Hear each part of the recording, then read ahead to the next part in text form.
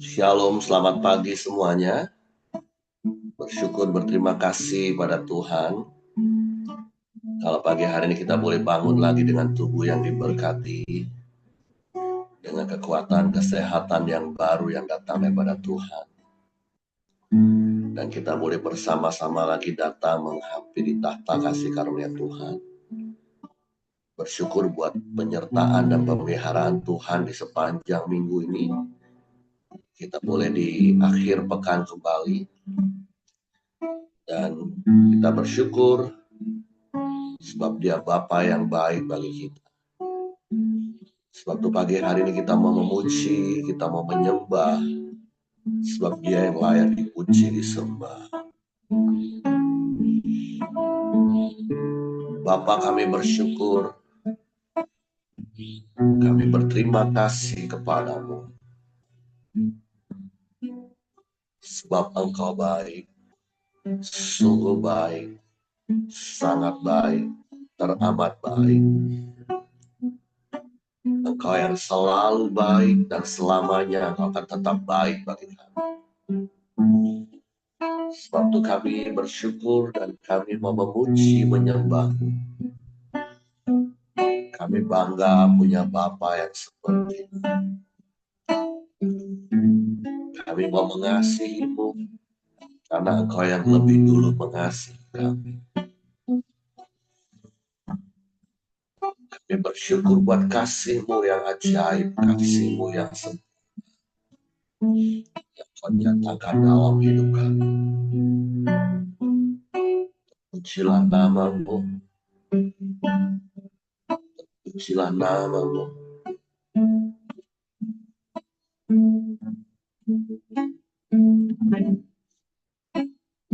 Bapa, Engkau baik. Bapa, Engkau baik. Kau selalu baik kepadaku. Bapa, ku cinta Kau. Bapa, Engkau baik. Bapa, Engkau baik. Kau selalu baik kepadaku. Bapa, ku cinta Kau. Aku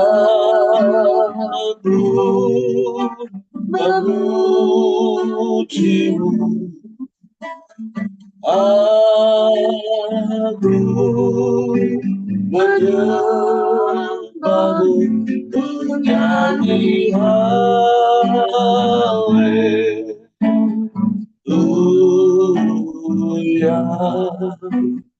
Bapa, ku cinta Kau. Bapa, Engkau baik. Bapa, Engkau baik. Bapa, Engkau baik. Kau selalu baik kepadaku. Bapa, ku cinta Kau. Aku memuji-Mu. Aku menyembah-Mu, menyanyi haleluya.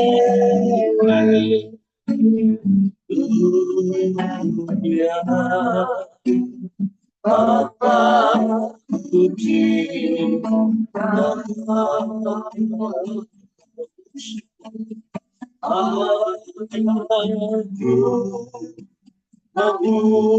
memujimu, aku menyembahmu, menyanyi haleluya.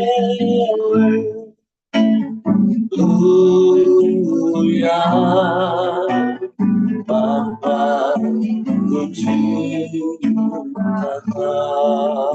Sekali katakan, aku memujimu, aku menyembahmu, menyanyi haleluya.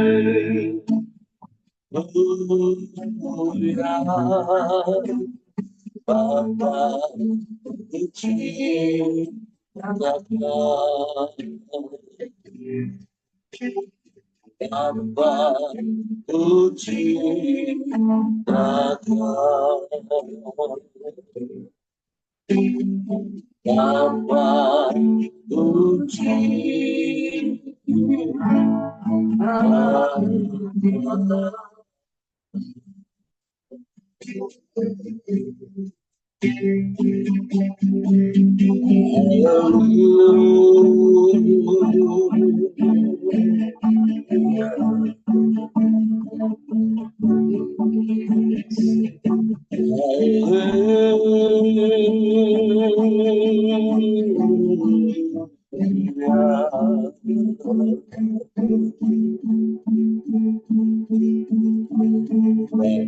Kami menantimu,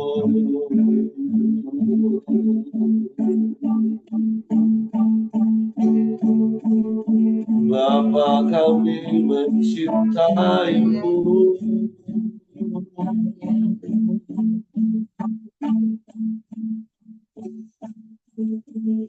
Saka yang lebih dulu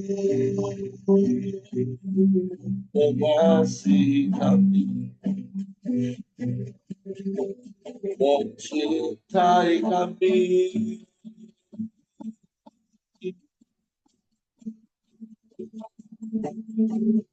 Kasih-Mu sempurna,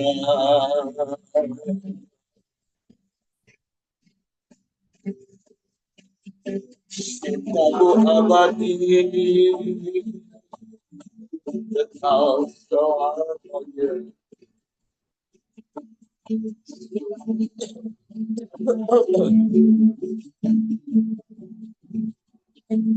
Kau yang berikan Yesus bagi kami, di salib curahkan darahnya, tebus hidup kami. Selamatkan kami,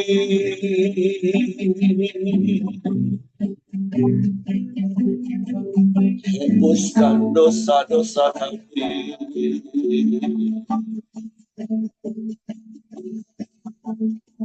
Semua hanya karena kasih-Mu, bukan karena kebaikan kami. Karena Kau lakukan itu justru saat kami masih berdosa. Waktu kami bersyukur,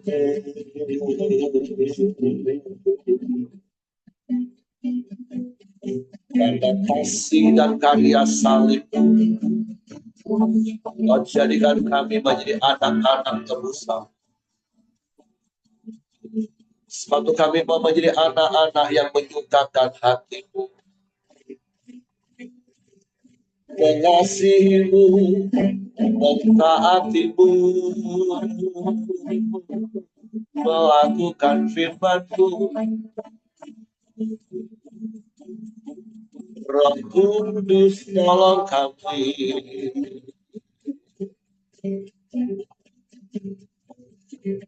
Roh Kudus, tolong kami. Engkau yang berdiam dalam hidup kami. Biar Engkau yang berkarya dalam hidup kami.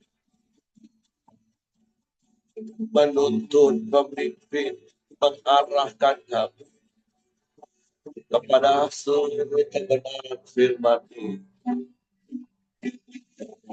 Sehingga hidup kami menyukakan hatimu Bapa.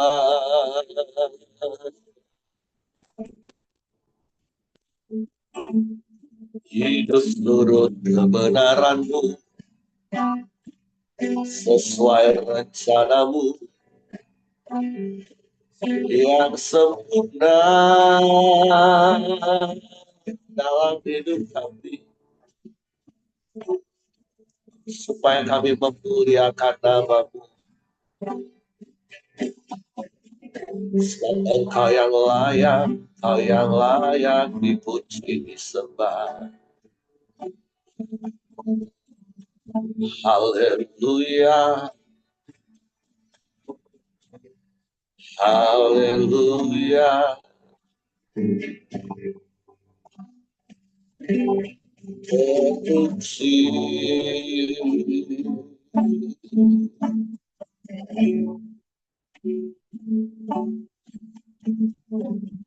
Ajaib, ajaib, ajaib Kau Tuhan. Kau dahsyat, Kau hebat, Kau luar biasa. Sebab itu Engkau yang layak dipuji, disembah, layak ditinggikan, diagungkan selamanya. Haleluya, haleluya, haleluya. Ajaib, ajaib Engkau.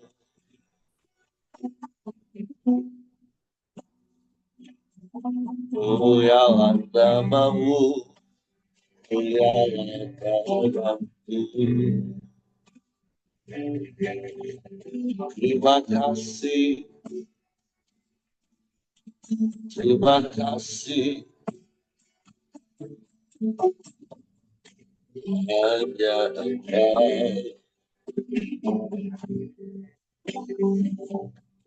hanya Engkau Tuhan.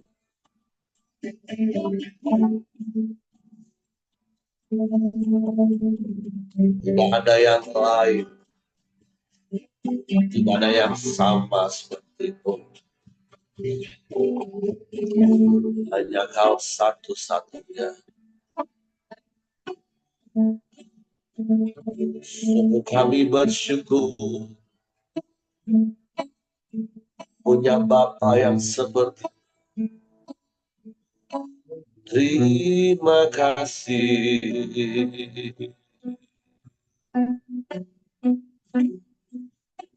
Ajaib, ajaib, ajaib. Sungguh ajaib Engkau Tuhan.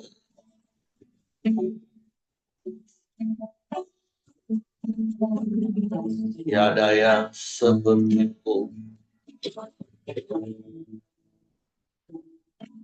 Tiada yang lain, hanya Engkau.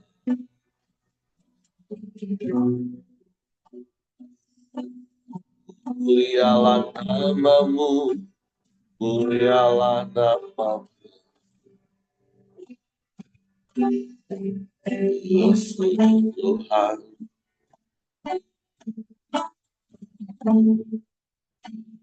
Biarlah hidup kami memuliakan nama-Mu. Dengan kami hidup seturut dengan kehendak-Mu, sesuai rencana-Mu di dalam hidup kami. Biarlah hidup kami menggenapi firman-Mu. Dan hidup kami jadi bukti kebesaran-Mu. Sebab Engkau Immanuel yang beserta dengan kami. Engkau yang tak pernah tinggalkan dan biarkan kami.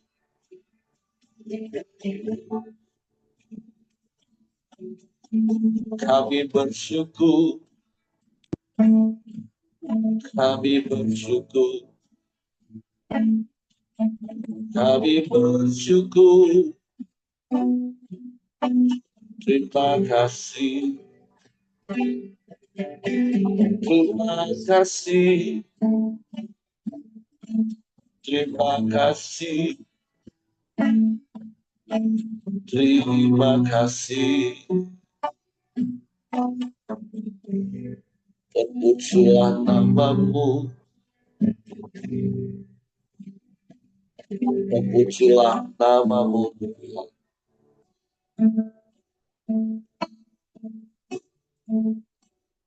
Haleluya. Haleluya.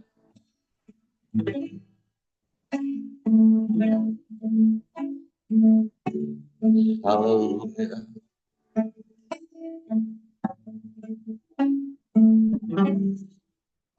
Tuhan, Kau sempurna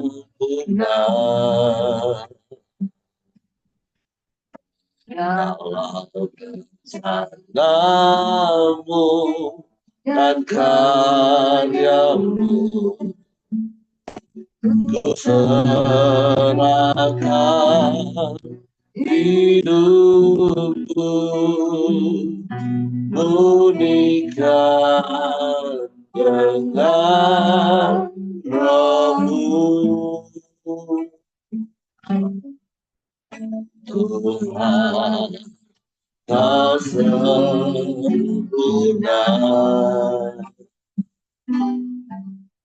dalam rencana-Mu dan karya-Mu.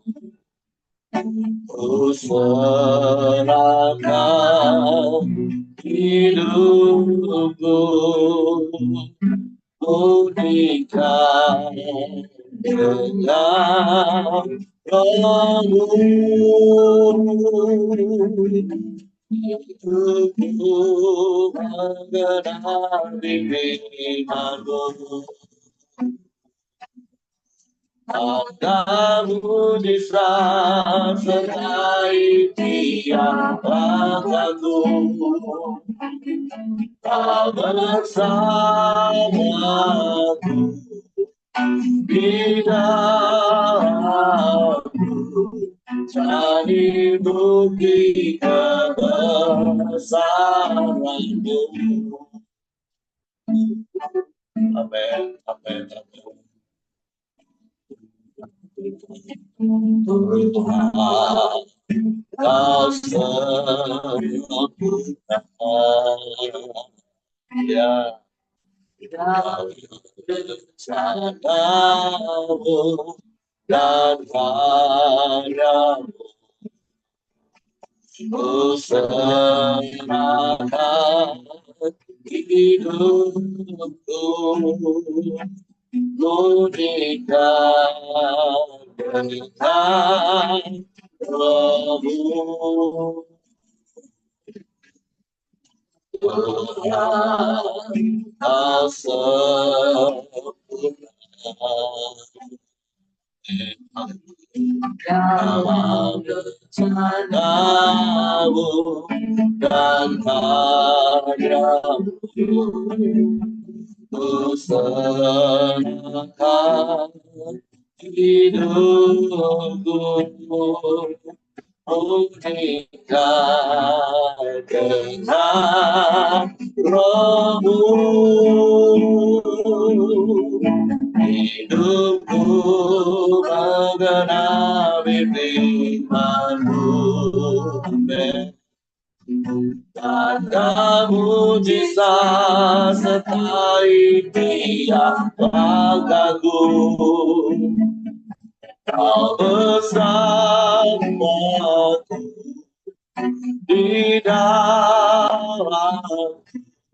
jadi bukti kebesaranmu. Hidupku mengenali firman-Mu.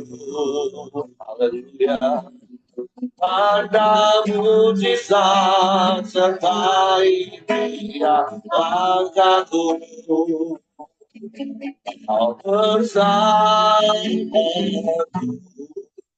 di dalamku, jadi bukti kebesaranmu. Kau bersamaku, kau bersamaku di dalamku, jadi bukti kebesaranmu. Kau bersamaku, kau bersamaku di dalamku, jadi bukti kebesaranmu. Kami percaya Engkau Immanuel, Allah yang selalu berserta dengan kami. Sebab itu biarlah hidup kami selaras dengan kehendak-Mu, berpadanan dengan firman. Karena itulah satu-satunya bukti Engkau bersama kami dan kami bersama Engkau. Kami berjalan bersama-sama. Hidup kami berpadanan dengan firman. Sehingga kami mengalami penggenapan janji-janji firman-Mu di dalam hidup kami. Hidup kami menjadi bukti kebesaran-Mu. Dan biarlah dunia memuliakan melalui hidup kami. Suatu pagi hari ini kami mau buka hati kami hanya untuk firman. Roh Kudus, tolong kami untuk mengerti dan memahami firman. Sehingga kami percaya firman dan kami melakukannya dalam hidup kami. Dalam nama Yesus kami sambut. Haleluya, haleluya. Amin. Oke, silakan Pak Ramli. Ya, terima kasih Pak Heri. Selamat pagi Bapak Ibu dan teman-teman semua. Hari ini saat teduh kita sudah sampai di pasal yang ke-15 dari kitab Yohanes. Ada 3 perikop yang nanti akan kita baca bersama-sama. Saya akan mulai dari perikop yang pertama tentang pokok anggur yang benar. Ayat pertama, Akulah pokok anggur yang benar dan Bapakulah pengusahanya. Setiap ranting padaku yang tidak berbuah dipotongnya, dan setiap ranting yang berbuah dibersihkannya, supaya ia lebih banyak berbuah. Kamu memang sudah bersih karena firman yang telah kukatakan kepadamu. Tinggallah di dalam aku dan aku di dalam kamu. Sama seperti ranting tidak dapat berbuah dari dirinya sendiri, kalau ia tidak tinggal pada pokok anggur. Demikian juga kamu tidak berbuah, jikalau kamu tidak tinggal di dalam aku. Akulah pokok anggur dan kamulah ranting-rantingnya. Barang siapa tinggal di dalam aku dan aku di dalam dia, ia berbuah banyak, sebab di luar aku, kamu tidak dapat berbuat apa-apa. Barang siapa tidak tinggal di dalam aku, ia dibuang keluar seperti ranting dan menjadi kering. Kemudian dikumpulkan orang dan dicampakkan ke dalam api, lalu dibakar. Jikalau kamu tinggal di dalam aku dan firmanku tinggal di dalam kamu, mintalah apa saja yang kamu kehendaki, dan kamu akan menerimanya. Dalam hal inilah Bapakku dipermuliakan, yaitu jika kamu berbuah banyak, dan dengan demikian kamu adalah murid-muridku. Ya, jadi perikop yang pertama ini tentu sudah sangat sering kita baca kita dengar khotbahnya, ya, dan kita bisa mendapat begitu banyak pemahaman dan pelajaran yang penting di dalam perikop ini tentang Yesus adalah pokok anggur yang benar. Tapi malam pagi ini kita diingatkan kembali, ya, kita bisa sharing kembali bersama-sama, ya. Yang saya dapatkan adalah bahwa eh, Tuhan ingin menegaskan tentang status kita di dalam Dia, ya. Seperti tadi ayat yang pertama, ayat yang kedua dikatakan bahwa Bapa itu adalah pengusaha pokok anggur, Yesus adalah pokok anggurnya sendiri, dan kita adalah rantingnya. Jadi, sebagai ranting, tentu kita punya sebuah tanggung jawab yang penting di dalam kehidupan kekristenan kita, yaitu berbuah. Jadi, menjadi orang Kristen tentu bukan berarti hidup kita menjadi lebih aman, sejahtera, lancar jaya, tidak ada permasalahan, tidak ada kesulitan, tidak ada penderitaan, ya. Tetapi ada sebuah tanggung jawab, sebuah kewajiban yang diharapkan dari kehidupan kita, yaitu supaya kita menghasilkan buah di dalam kehidupan kita. Itulah status kita. Nanti di ayat 8 dikatakan bahwa dengan berbuah banyak itulah kita memuliakan Tuhan di dalam kehidupan kita.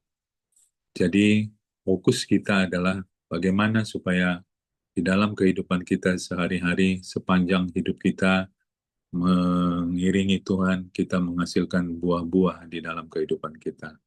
Dan tentu di dalam perikop ini, di dalam Yohanes 15 tentang pokok anggur yang benar ini, dijelaskan kepada kita bagaimana supaya hidup kita berbuah. Tentu ada yang pertama, ada perlakuan-perlakuan yang diberikan kepada kita, ya. Ada hal-hal yang harus kita alami, harus dilakukan kepada kita. Yang pertama tentu kita sebagai ranting supaya bisa berbuah, kita perlu dibersihkan, dikatakan, ya, supaya kita lebih banyak berbuah. Kita sudah paham pengertiannya. Dibersihkan berarti kita mengalami sebuah proses, sebuah apa namanya, eh, perlakuan-perlakuan dibentuk oleh Tuhan supaya kita lebih banyak menghasilkan buah dalam kehidupan kita. Hal yang paling penting yang perlu diproses dalam kehidupan kita tentu adalah hati kita, ya. Karena hati kita ini yang perlu terus dibentuk semakin hari biar semakin serupa dengan Kristus. Tentu hal yang sering kita alami di dalam proses pembentukan yang diizinkan Tuhan di dalam kehidupan kita adalah eh, sering sekali berupa kesulitan, ya, berupa tantangan, berupa penderitaan, apakah itu konflik hubungan, apakah itu kesulitan ekonomi, atau mungkin sakit penyakit di dalam kehidupan kita. Kadang-kadang Tuhan izinkan itu terjadi supaya kita mengerti maksud Tuhan dan mengerti rencana Tuhan, dan di balik semua itu kita semakin serupa dengan Kristus sehingga pada akhirnya kita boleh semakin berbuah lebat di dalam kehidupan kita. Ada seorang hamba Tuhan yang mengatakan bahwa eh, penderitaan itu adalah intisari daripada iman Kristen. Jadi iman Kristen itu tidak bisa dilepaskan dari penderitaan ataupun kesulitan. Atau bisa dikatakan bahwa kesulitan, penderitaan itu adalah jalan yang tepat untuk kita bisa menjadi serupa dengan Kristus di dalam kehidupan kita. Jadi hal pertama yang bisa kita pelajari dari perikop ini adalah bahwa kalau kita mau berbuah banyak, maka biarlah kita mengizinkan Tuhan untuk memproses kita, membentuk kita, membersihkan kita, supaya kita bisa lebih banyak berbuah di dalam kehidupan kita. Menjadi orang Kristen tidak boleh alergi dengan kesulitan, tidak boleh menjadi kebal dengan kesulitan, tapi kita harus eh, akrab mungkin ya istilahnya ya dengan kesulitan menjadi hal yang biasa di dalam kehidupan kita. Tidak mudah ya, mudah mengucapkannya tapi tentu tidak mudah mengalaminya. Tapi saya percaya di dalamnya pasti ada kasih karunia Tuhan yang menolong kita untuk kita bisa melewati hal-hal tersebut. Eh, itu yang pertama yang bisa saya dapatkan.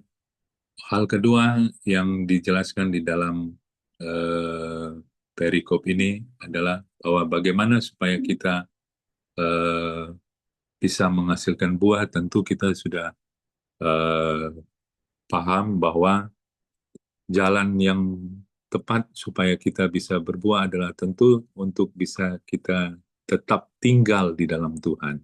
Nah, sebagai ranting, kita perlu tetap tinggal di dalam Tuhan karena logikanya kalau kita lepas dari pohon ya maka kita akan mati ya. Tidak bisa menghasilkan buah lagi. Hal yang kadang-kadang membuat orang Kristen itu tertipu atau eh, merasa bisa bisa apa namanya bisa berbuah sendiri di luar pohon itu adalah bahwa kalau kita melihat misalnya sebuah ranting itu terlepas dari pohonnya, ya, maka kita tentu tahu dia tidak langsung secara otomatis detik itu juga atau menit itu juga menjadi kering. Kalau ranting itu terlepas dari pohonnya, kita melihat eh, tentu dia masih hidup dalam arti daunnya masih tetap hijau, walaupun dia eh, akan mengalami proses pembusukan atau mengalami proses pengeringan. Tapi maksud saya adalah dia tidak serta-merta pada waktu lepas itu langsung tiba-tiba daunnya menjadi kering dan rantingnya menjadi busuk. Butuh beberapa waktu, mungkin beberapa hari baru dia terlihat kering sama sekali, daunnya menjadi coklat atau menjadi busuk, baru dia akhirnya mati pelan-pelan. Nah, demikian juga sebenarnya kehidupan kita. Ya, kadang-kadang kalau kita nekat keluar dari hadirat Tuhan, keluar dari rencana Tuhan dalam hidup kita, mungkin kita masih bisa menjalani kehidupan. Mungkin kita merasa kita masih diberkati, mungkin kita merasa kita masih diurapi Tuhan, kita masih diberikan kasih karunia.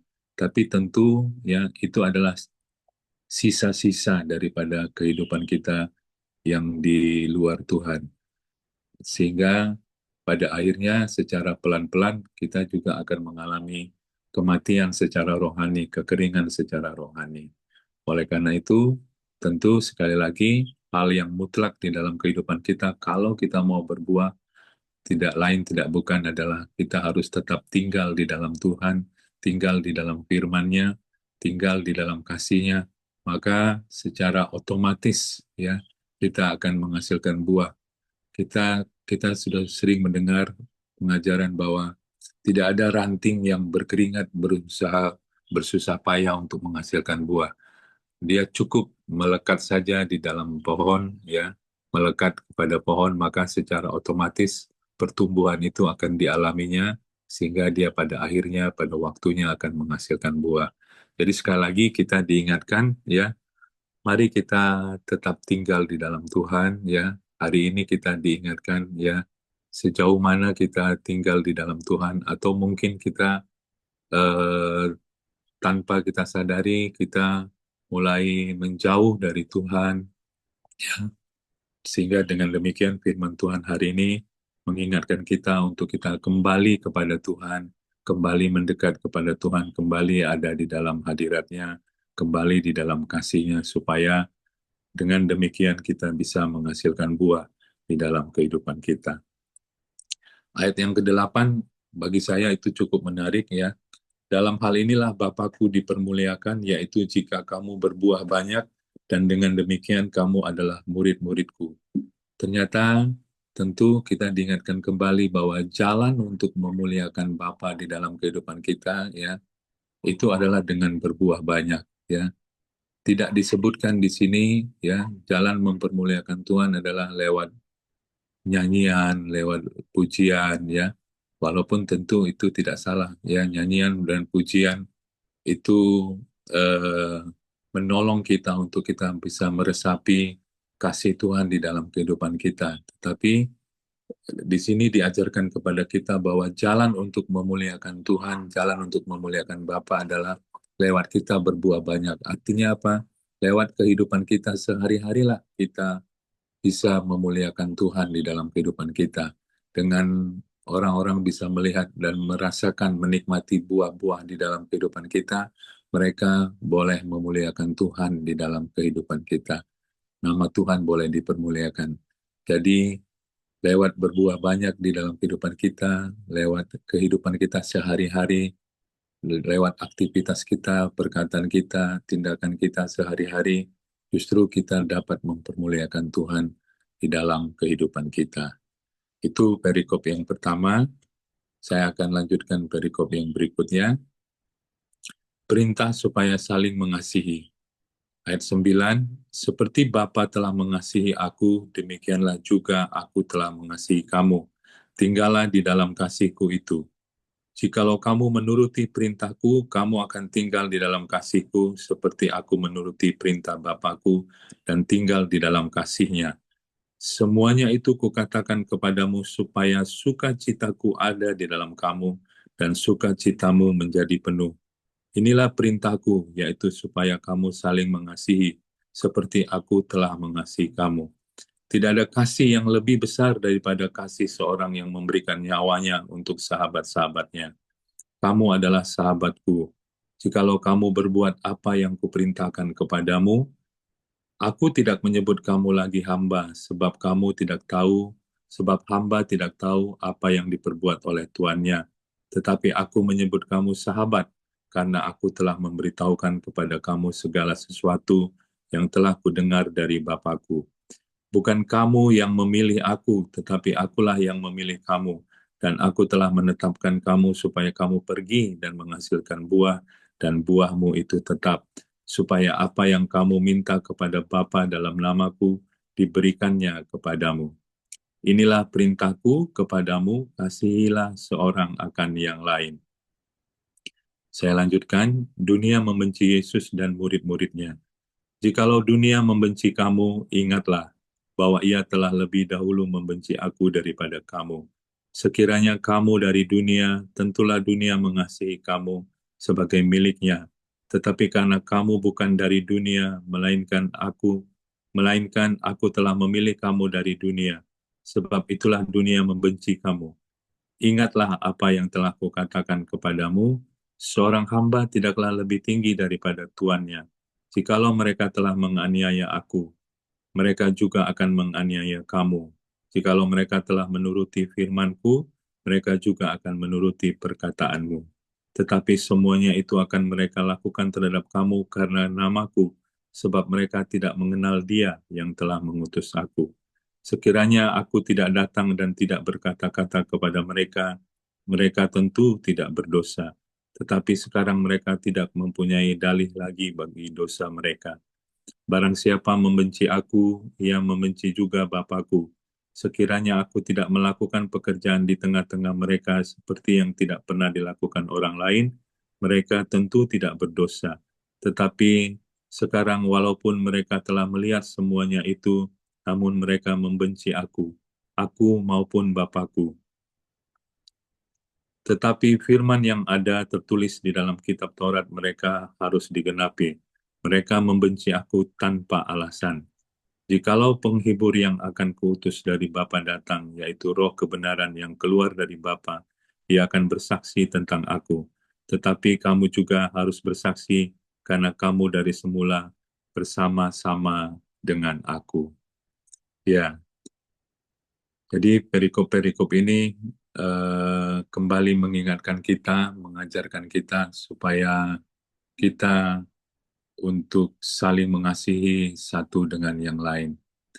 kenapa kita diminta untuk saling mengasihi satu dengan yang lain? Karena memang ketika kita saling mengasihi, dikatakan ya disitulah Allah tinggal di dalam kehidupan kita. Ketika kita mempraktekkan prinsip saling mengasihi satu dengan yang lain, Allah akan tinggal dan orang akan melihat Allah ada di tengah-tengah kita. Orang akan melihat kemuliaan Allah ada di tengah-tengah kita. Jadi jalan untuk mempermuliakan Allah, jalan untuk mendemonstrasikan Allah itu nyata adalah salah satunya adalah lewat ketika kita mau taat saling mengasihi satu dengan yang lain.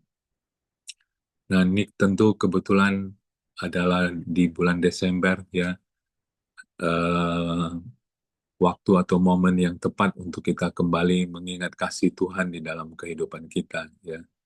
Nah, sebelum kita tahu ya, sebelum Yesus lahir di tengah-tengah dunia, kita tidak mengenal kasih Allah yang bagaimana ya. Kita hanya mengenal kasih manusia, kasih yang bersyarat, kasih eros ya, kasih pileo, kasih storge ya, di mana semua bentuk kasih itu adalah kasih-kasih yang bersyarat ya, kasih yang tentu membutuhkan alasan ya untuk bisa mengasihi. Tapi kita mengenal kasih Allah setelah Kristus lahir dan mati di kayu salib, dia mendemonstrasikan kasihnya yang baru, yaitu kasih agape, kasih yang tanpa syarat, kasih yang tulus, yang tetap rela berkorban ya, walaupun berkali-kali dikecewakan ya, walaupun berkali-kali disakiti, walaupun berkali-kali ditolak, walaupun berkali-kali dikhianati ya, tapi Kristus tetap mengasihi kita ya. Kita bisa bayangkan bagaimana waktu dia disalib, dia dicambuk sedemikian rupa, mengalami siksaan yang luar biasa, dimahkotai mahkota duri, ditombak ya, kemudian dipaku ya. Kita tahu penderitanya yang luar biasa, tapi kita bisa bayangkan bagaimana dalam penderitaan yang seperti itu dia tetap berkata, Bapa ampunilah mereka karena mereka tidak tahu apa yang mereka perbuat. Sungguh tidak ada dendam sedikit pun di hati Tuhan Yesus pada waktu itu. Itulah kasih yang dipertontonkan kepada kita, kasih yang didemonstrasikan kepada kita. Ya, kalau kita tetap tinggal di dalam Tuhan, tetap tinggal di dalam kasih-Nya, saya percaya kita akan belajar kasih agape semakin hari. eh, kita belajar bahwa ketika kita mempraktekkan kasih agape satu dengan yang lain, maka kita akan belajar tidak akan mudah kita untuk dikecewakan. Ya, ketika kita mempraktekkan kasih agape dalam hidup kita, kita tidak akan mudah untuk mengalami kepahitan, untuk mengalami dendam, kita tidak akan mudah. Bahkan kita tidak akan mudah untuk tidak mengampuni orang yang bersalah kepada kita. Karena apa? Karena kita tetap tinggal di dalam kasih Allah, di dalam Tuhan, di dalam kehidupan kita. Jadi, bagaimana kita bisa berhasil untuk kita bisa saling mengasihi di dalam Tuhan adalah ketika kita mau terus-menerus tinggal di dalam Tuhan dan belajar kasih-Nya. Ketika kita keluar dari hadirat Tuhan, ketika kita keluar dari kasih-Nya, maka secara otomatis kasih yang kita praktekkan satu dengan yang lain adalah kasih manusia, kasih yang bersyarat. Maka ketika kita mempraktekkan kasih yang bersyarat tersebutlah, kita bisa mengalami kekecewaan, kita bisa mengalami kepahitan, kita bisa mengalami luka di dalam diri kita. Maka hari ini kita eh, diingatkan kembali ya, kalau kita menyimpan luka, menyimpan duka, menyimpan sakit hati, menyimpan dendam, menyimpan kepahitan di dalam diri kita, mungkin kita sedang mempraktekkan kasih yang bersyarat di dalam kehidupan kita. Tapi saya percaya kalau kita mempraktekkan kasih agape di dalam kehidupan kita, maka kita akan sekali lagi sulit untuk dikecewakan, sulit untuk disakiti, sulit untuk mengalami kepahitan di dalam kehidupan kita. Memang sekali lagi ini tidak mudah, tapi saya percaya sekali lagi ada kasih karunia Tuhan ya. Kalau kita tinggal di dalam Tuhan, maka kasih agape itu akan melimpah di dalam hidup kita dan itu kita tidak tahan untuk mengasihi satu dengan yang lain. Kita akan didorong untuk mengasihi satu dengan yang lain. Karena kasih agape itu bukan untuk diri kita sendiri, bukan untuk disimpan untuk diri kita sendiri, tapi untuk disalurkan kepada orang-orang lain. Itulah kenapa Tuhan ingin supaya kita saling mengasihi satu dengan yang lain. Mari kita praktekkan kasih agape di dalam hidup kita dengan cara kita tetap tinggal di dalam Tuhan, kita tetap tinggal di dalam kasih-Nya. Mungkin itu beberapa hal yang bisa saya sharingkan pada pagi ini ya. Saya kembalikan kepada Pak Heri. Tuhan Yesus memberkati kita semua. Shalom. Oke, terima kasih Pak Ramli buat sharing firman Tuhan pagi hari ini. Ya, jadi dari Yohanes 15, dan kalau dari perikop yang pertama kita bicara tentang pokok anggur yang benar, yaitu Yesus, dan kita adalah ranting-ranting carang yang harus terus melekat. Karena memang kata kuncinya adalah melekat, Bapak Ibu. Kita harus tetap melekat kepada pokok anggur itu, maka seperti yang Pak Ramli tadi katakan, maka otomatis. Makanya berkali-kali juga saya katakan, kita bisa melakukan firman, ya otomatis kita nggak melakukan dosa. Dan hari ini kita diingatkan ketika hidup kita melekat kepada Tuhan, ya seharusnya otomatis. Karena apa yang mengalir dari pokok anggur itulah yang akan mengaliri hidup kita. Apa yang keluar dari pokok anggur itulah yang akan kita nikmati. Jadi hari ini kata kuncinya adalah melekat. Nah, berkali-kali saya juga sudah sering ingatkan dan ajar. Karena orang bertanya, bagaimana sih indikator atau barometer kita ini melekat atau enggak dengan Tuhan? Sederhana Bapak Ibu. Saya sudah sering kasih hal ini dan hari ini Tuhan mau ingatkan kita lagi.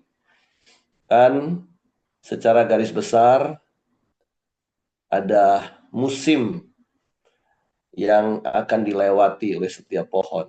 Ya musim panas, musim hujan. Kalau musim panas itu ya bicara tentang situasi yang sulit, nggak nyaman, nggak enak, atau itu persoalan. Kalau bicara soal musim hujan, yaitu bicara tentang hal-hal yang baik, kondisi yang baik, uang yang melimpah, keadaan yang nggak ada masalah. Nah, sederhana, akan sangat berbeda orang kalau hidupnya masih melekat dengan Tuhan dan orang yang nggak melekat dengan Tuhan. Orang kalau melekat dengan Tuhan, kalau kena panas matahari, hidupnya kena masalah, maka tadi Pak Ramli katakan nggak boleh anti dengan yang namanya situasi sulit.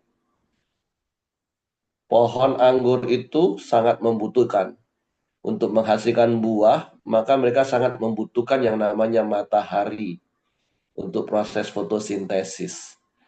Sehingga zat-zat yang dialirkan dari pokok anggur itu bisa menjadi matang dan itulah yang menghasilkan buah. Jadi sekali lagi seperti Pak Ramli tadi katakan, jangan anti dengan yang namanya situasi sulit. Iman itu terbukti, bahkan hari ini saya mempersiapkan khotbah untuk Natal di Kirana. Poin ketiga saya juga katakan jangan anti dengan yang namanya kesulitan. Karena penyertaan Tuhan Allah Immanuel itu justru semakin nyata di saat-saat keadaan sulit.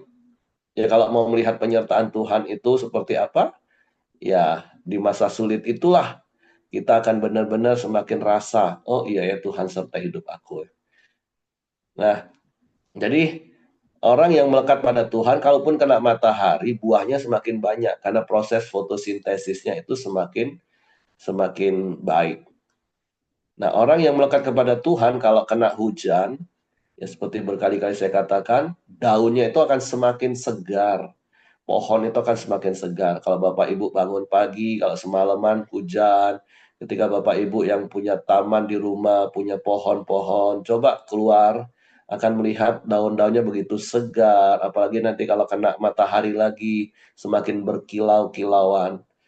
Nah, itu orang yang melekat kepada Tuhan. Mau sedang ada situasi sulit yang dia alami, justru buahnya akan semakin kelihatan. Seperti Mazmur 1 ayat 1 sampai 3. Orang kalau kesukaannya merenungkan firman Tuhan siang dan malam, hidupnya melakukan firman, maka dia akan berbuah pada musimnya. Kapan musimnya? Saya katakan, waktu kena masalah, disinggung perasaannya oleh orang, justru buah sabarnya akan muncul. Itu musimnya. Buah mengampuninya muncul. Nah, itu orang kalau melekat pada Tuhan, Bapak Ibu. Nah, kalau kena situasi yang baik, wah hidupnya sangat bersuka cita, sukacitanya melimpah dan dinikmati orang. Nah, beda kalau orang yang tidak lagi melekat kepada Tuhan, walaupun seperti Pak Ramli tadi katakan, memang sih tidak serta-merta tiba-tiba langsung kering atau busuk, enggak. Tapi orang kalau tidak melekat kepada pokok anggurnya, maka waktu kena matahari dia akan segera kering. Kalau kena hujan terus-terusan, cepat busuk Bapak Ibu. Nah, jadi orang kalau nggak melekat dengan Tuhan, kena masalah dikit, wah, langsung mutung kata orang. Kecewa, marah, merasa kering. Kalaupun dia seakan-akan secara agamawi, badani masih datang gereja, tapi dia selalu ngomong, kok hari ini kering, nggak rasa apa-apa lagi. Wah, bahaya kalau ungkapan-ungkapan seperti itu Bapak Ibu. Terus kalau kena hujan, ranting yang tidak melekat, itu akan segera busuk. Orang kalau hidupnya dilimpahi dengan hal-hal materi, keadaan-keadaan baik, tapi malah busuk kelakuannya, yang tadinya setia berdoa, sekarang malah nggak pernah doa. Yang tadinya rajin pelayanan, sekarang banyak alasan untuk tidak pelayanan, untuk menikmati hal-hal dunia. Makanya seperti di camp pria kan sering diberitahu, pria itu kalau nggak punya apa-apa, pegangan Tuhan kuat-kuat. Tapi kalau sudah punya banyak, semua mau dipegang. Dengan sederhana, dengan entengnya dia bisa-bisa, maaf ya, aku lagi ini ya. Maaf ya, nggak bisa pelayanan, aku lagi gini ya. Wah, secara materi duniawi ini sih kayaknya hebat. Tapi tanpa sadar, ya hidupnya semakin jauh dan semakin busuk. Jadi, mari cek hidup kita Bapak Ibu. Apakah ketika engkau menghadapi situasi yang sulit, justru hidupmu menghasilkan buah. Ketika keadaan sulit, buah kesabaran, buah ketabahan, itu semakin keluar dari hidup kita. Buah pengharapan, kesetiaan, itu semakin keluar dalam hidup kita. Dan ketika hidup kita dalam keadaan yang baik, semua berkat lancar, berkat dalam tanda kutip sebagai materi ya. Karena berkali-kali saya juga katakan, apa sih itu berkat? Bagi saya berkat itu adalah segala sesuatu yang membuat saya semakin dekat dengan Tuhan, itu berkat. Mau sakit, mau sehat, mau ada uang, nggak ada uang. Kalau situasi itu membuat saya semakin dekat dengan Tuhan, karena pada dasarnya karena melekat pada Tuhan, itulah berkat. Tapi sebaliknya, segala sesuatu yang membuat saya jauh dari Tuhan, baik itu uang yang banyak, ataupun pergumulan hidup, yaitulah kutuk. Karena sekali lagi kata kuncinya, melekat atau tidak melekat Bapak Ibu. Tapi doa saya, doa setiap kita, hidup kita sampai hari ini melekat kepada Tuhan. Melewati musim-musim dalam hidup kita. Saya nggak tahu musim apa yang sedang Bapak Ibu lewati hari ini. Apakah musim panas? Tapi saya percaya kalau engkau melekat pada Tuhan, di tengah situasi yang sulit, maka buah-buah kebenaran itu akan semakin lebat dalam hidupmu. Atau mungkin hari-hari ini engkau sedang menikmati musim hujan, bisnismu sedang naik-naiknya, pundi-pundi lumbung perbendaharaanmu semakin bertambah-tambah. tapi itu membuat hidupmu semakin bersuka cita, hidupmu semakin jadi berkat bagi orang untuk pekerjaan Tuhan. Dengan mudah engkau menyalurkan semua dengan sukacita. Itu karena melekat. Tapi kalau hari-hari ini engkau semakin merasa kering, atau kelakuanmu semakin gak benar, jangan-jangan engkau sedang tidak melekat lagi pada Tuhan. Tapi sekali lagi doa saya, setiap kita tetap melekat pada pokok anggur itu. Sehingga engkau bisa melewati semua musim dan semua mendatangkan kebaikan. Dan ketika hidup kita melekat kepada pokok anggur, maka saya percaya otomatis, sekali lagi saya menggunakan bahasa Pak Ramli, kasih itu akan mudah bagi kita. Mengampuni itu akan sangat mudah bagi kita. Karena kita menerima pengampunan. Setiap saat, setiap waktu kita terima pengampunan. Kita tinggal mengalirkan pengampunan.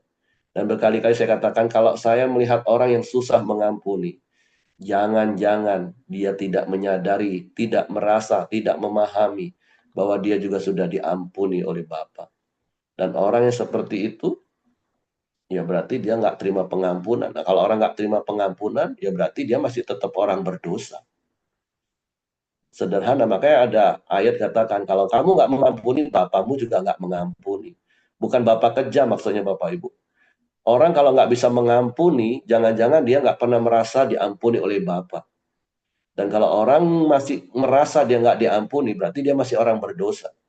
Dan ketika dia masih orang berdosa, ya walaupun dia beragama Kristen, dia tidak ada di dalam anugerah keselamatan. Jadi sederhana Bapak Ibu, firman Tuhan itu sederhana, mudah dicerna, dan mudah dilakukan ketika kita melekat kepada pokok anggur itu. Jadi mari terus melekat kepada pokok anggur itu Bapak Ibu. Oke, itu saja yang saya tambahkan. Terima kasih untuk Pak Ramli. Silakan kalau ada di antara Bapak Ibu yang mau menambahkan. Kalau tidak ada, silakan. Siapa yang hari ini berdoa?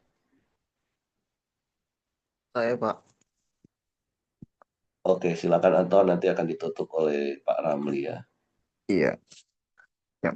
Mari kita bersatu dalam doa. Bapak, kami bersyukur kepadamu buat hari ini Tuhan, kalau kami bisa bersama-sama untuk Koram Deo bersama dengan teman-teman pada hari ini Tuhan. Biarlah setiap kami Tuhan tetap mau melekat kepada kebenaran firman-Mu ya Tuhan Yesus. Pada hari ini yang juga disampaikan para ramli kepada kami Tuhan kebenaran firman-Mu. Tuhan tambah-tambahkan hikmat-Mu, urapan-Mu terus buat para ramli Tuhan. Bahkan Tuhan berkati terus juga eh, keluarganya dan pelayanannya dan pekerjaannya yang Tuhan percayakan hari ini. Kami terus menyerahkan juga kesehatan Pak Ramli ke dalam tangan-Mu juga Tuhan Yesus. Biar lewat hidupnya banyak orang mengenal itu Tuhan Yesus. Terima kasih ya Tuhan Yesus. Bapak, kami berdoa buat setiap kami juga yang ada di Koram Deo hari ini. Kami menyerahkan hidup kami ke dalam tangan-Mu. Apapun hari ini juga yang kami gumulkan, yang kami doakan, hari-hari ini kami menyerahkan ke dalam tangan-Mu Tuhan, Tuhan yang bercampur tangan dalam hidup kami. Berkati terus setiap juga pekerjaan kami, usaha kami, pelayanan kami, bahkan keluarga kami, Tuhan juga yang memberkati. Terima kasih Tuhan Yesus. Bapak, kami berdoa juga buat setiap keluarga-keluarga kami yang hari ini yang lagi sakit, apapun hari ini sakit mereka Tuhan, ataupun kami yang ada di Koram Deo hari ini Tuhan yang lagi sakit, kami berdoa di dalam nama Yesus, Tuhan yang menyembuhkan. Bapak, kami secara khusus mendoakan yaitu Tuhan Yesus, Lause Dorcas, kami terus menyerahkan ke dalam tangan-Mu tidak henti-hentinya Bapak. Engkau yang menyembuhkan, Engkau yang memulihkan Tuhan Yesus, keadaan Lause Dorcas semakin hari semakin baik. Biarlah lewat hidupnya juga Tuhan banyak orang mengenal Yesus. Pakai dia Tuhan lebih luar biasa lagi. Bahkan kami berdoa juga Tuhan Yesus buat Pak Ongkong Tuhan Yesus, Tuhan juga yang bercampur tangan dalam keadaan dia yang hari ini terus Tuhan. Biarlah Tuhan semakin hari semakin apapun yang hari ini Tuhan keadaannya Tuhan, Tuhan yang memulihkan. Kami percaya mujizat mau nyata bagi orang-orang yang percaya kepada Engkau ya Tuhan Yesus, di dalam nama Yesus Tuhan. Terima kasih Tuhan Yesus. Bapak kami berdoa juga Tuhan Yesus buat bangsa dan negara kami ini. Kami menyerahkan ke dalam tangan-Mu Tuhan Yesus. Biarlah Engkau yang bercampur tangan dalam negara kami ini. Dan bahkan dalam pemerintahan-pemerintahan yang Tuhan percayakan pemimpin-pemimpin kami. Tuhan juga berkati setiap mereka ya Tuhan Yesus. Bapak berikan hikmat urapan bagi mereka. Biarlah mereka melakukan apa yang menjadi kehendak-Mu di dalam negara kami ini ya Tuhan Yesus. Sesuai dengan kebenaran firman-Mu ya mereka takut akan Engkau Tuhan dan mereka melakukannya semuanya Tuhan karena mereka tahu Tuhan tugas yang mereka alami ini, yang mereka ambil hari ini Tuhan adalah pengabdian untuk kemuliaan nama-Mu ya Tuhan Yesus. Kami menyerahkan ke dalam tangan-Mu buat situasi-situasi ekonomi yang hari ini Tuhan, musibah-musibah yang hari ini Tuhan yang terjadi di Sumatera Tuhan Yesus. Bapa biarlah Engkau pulihkan bahkan juga orang-orang yang telah kena bencana hari ini Tuhan kuatkan mereka juga, mampukan mereka Tuhan. Yesus, di dalam nama Yesus, di dalam nama Yesus. Bapak kami juga mendoakan juga Tuhan Yesus untuk kestabilan terus ekonomi yang ada di bangsa Indonesia ini. Biarlah semakin hari semakin baik terus ya Bapak. Dalam nama Yesus. Bapak kami berdoa juga secara khusus Tuhan Yesus buat hari-hari ini. Setiap jemaat-jemaat pelita community dimanapun berada hari ini. Tuhan juga berkati sertai. Bahkan juga Tuhan dalam beberapa minggu ini Tuhan juga yang sedang melakukan Natal. Tuhan kami menyerahkan ke dalam tangan-Mu ya Tuhan Yesus. Biarlah semuanya berjalan dengan baik ya Tuhan Yesus. Terlebih Tuhan buat hari ini Natal Kids Tuhan Yesus kami menyerahkan ke dalam tangan-Mu Tuhan. Biarlah berjalan dengan baik semuanya. Bahkan setiap pelayan-pelayan yang mengambil tanggung jawab. Biarlah mereka melakukannya semuanya Tuhan untuk kemuliaan nama-Mu. Buat anak-anak juga Tuhan Yesus yang merayakan Natal. Tuhan berkati sertai mereka ya Tuhan. Kami menyerahkan ke dalam tangan-Mu Tuhan buat Natal yang akan diadakan dalam hari ini yaitu kids bahkan juga yang melaksanakan Natal di cabang-cabang bahkan di pusat Tuhan. Tuhan kami serahkan ke dalam tangan-Mu di dalam nama Yesus biarlah berjalan dengan baik semuanya. Terima kasih Tuhan Yesus, terima kasih. Mari Bapak Ibu kita doa Bapak kami. Bapa kami yang di sorga, dikuduskanlah namamu, datanglah kerajaanmu, jadilah kehendak-Mu di bumi seperti di sorga. Berikanlah kami pada hari ini makanan kami yang secukupnya, dan ampunilah kami akan kesalahan kami, seperti kami juga mengampuni orang yang bersalah kepada kami. Dan janganlah membawa kami ke dalam pencobaan, tetapi lepaskanlah kami daripada yang jahat, karena Engkaulah yang mempunyai kerajaan, dan kuasa dan kemuliaan sampai selama-lamanya. Amin. Kembali kami bersyukur, berterima kasih karena kami boleh bersekutu bersama-sama dengan Engkau, dengan saudara-saudara seiman kami di pagi hari ini Tuhan. Kami juga telah mendengarkan sharing kebenaran firman-Mu. Sekali lagi Tuhan mengingatkan kami agar kami tetap terus melekat kepada-Mu Tuhan di dalam kehidupan kami. Karena hanya itulah satu-satunya jalan supaya kami boleh menghasilkan buah dalam hidup kami, sehingga hidup kami boleh memuliakan Bapa. Terima kasih Tuhan, kami mau serahkan seluruh aktivitas kehidupan kami sepanjang hari ini ke dalam tangan Tuhan. Kiranya Tuhan yang melimpahkan kepada kami kasih karunia, hikmat, kebijaksanaan, sehingga apapun yang kami kerjakan boleh memuliakan nama Tuhan dan Tuhan buat berhasil. Terpuji namamu, akhirnya kami boleh terima berkat yang daripadamu, yaitu berkat kasih karunia daripada Allah Bapa, damai sejahtera daripada Tuhan Yesus, serta persekutuan bersama Roh Kudus menyertai kami hari ini sampai selama-lamanya. Kami terima berkat-Mu hanya di dalam nama Tuhan Yesus Kristus. Haleluya. Amin. Oke, semangat pagi, selamat beraktivitas, dan Tuhan Yesus memberkati. Terima kasih Pak